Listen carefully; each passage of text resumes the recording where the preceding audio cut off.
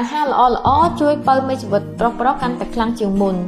និយាយដល់មេជីវិតឈ្មោះប្រុសៗខ្លាំងមានបញ្ហារហូតដល់ពិបាកមានកូនក៏មានវិធីច្រើនជួយឲ្យមេជីវិតឈ្មោះមានគុណភាពប្រសើរឡើងវិញ1អាហារជួយឲ្យមេជីវិតឈ្មោះខ្លាំងជាងមុនស៊ុតញ៉ាំស៊ុតអាចជួយបង្កើនបរិមាណមេជីវិតឈ្មោះនិងចលនារបស់វាស៊ុតមានផ្ទុកវីតាមីន E និងប្រូតេអ៊ីនយ៉ាងច្រើនមានតួនាទីការពារមេជីវិតឈ្មោះពីរ៉ាតកាសេរីមួយចំនួនដែលធ្វើឲ្យបរិមាណមេជីវិតឈ្មោះថយចុះស្ពៃពួយលេងរាងកាយយើងត្រូវការពពុះអាស៊ីតហ្វូលីកដើម្បីផលិតមេជីវិតឈ្មោះដែលមានសុខភាពល្អបើរាងកាយមិនមានអាស៊ីតហ្វូលីកគ្រប់គ្រាន់ទេមេជីវិតឈ្មោះនឹងមានរូបរាងមិនដូចប្រក្រតីដូចគ្នាចេកសម្បូរទៅដោយវីតាមីន A, B អងនិង C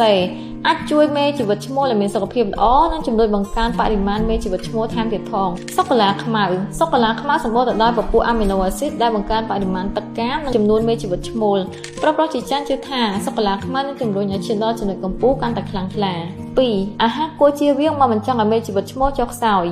អាហារកំប៉ុងអ្នកវិទ្យាសាស្ត្រជឿថាសារធាតុ BPA មាននៅក្នុងផ្លាស្ទិកសម្រាប់វេចខ្ចប់ផលិតផលទាំងឡាយអាចធ្វើឲ្យខ្សោយមេជីវិតឈ្មោលជាប់សម្រាប់ប្រើបិទកំប៉ុងអាហារមានផ្ទុកជាតិ BPA ខ្ពស់ណាស់ដូច្នេះជម្រើសល្អបំផុតគួរញ៉ាំអាហារស្រស់ៗនិងអាហារដាក់ក្នុងកែវស្រា